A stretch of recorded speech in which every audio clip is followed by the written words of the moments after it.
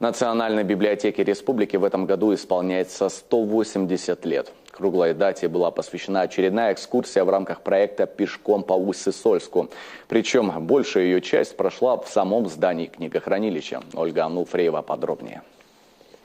Первая публичная библиотека на Диком Севере была основана в 1837 году. Ее создали 7 общественников. Они собрали деньги и приобрели книги. Читателей поначалу было очень мало. Оно и понятно. Во-первых, за посещение читальни надо было платить. Да и грамотными в то время были всего 10% населения. Сегодня у Национальной библиотеки и посетителей хватает, и фонды солидные. Около 2 миллионов единиц. Вчера, готовясь к экскурсии, я даже с удивлением узнал, что, оказывается, наша национальная библиотека занимает 2-е место по размерам книжных фондов на северо-западе, уступая только Мурманской библиотеке. Ленинка. Так долгое время называли Национальную библиотеку. Появилась в 1958 году. Новая библиотека была необходима. В старом здании, чтобы попасть в читальный зал, люди стояли в очереди по 2 часа. Деньги на строительство буквально выбивал в Москве председатель Совета министров Коми СССР Зосим Апанев. Ему это удалось. Проект здания подготовили архитекторы Лопатта и Лысяков. Национальная библиотека Республики Коми – это не просто огромное книгохранилище, это еще и уникальный памятник архитектуры регионального значения.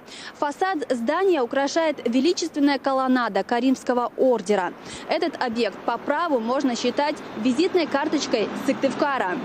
Несмотря на век информатизации, фонды библиотеки постоянно пополняются, и ей нужно больше места. Выручают металлические стеллажи. Палочка такая выручалочка для нас, потому что вот я захотела войти сюда, я вошла, поработала, вышла, прикрутила, зашла в следующий. То есть, соответственно, да, как гармошка. Мы сэкономили место.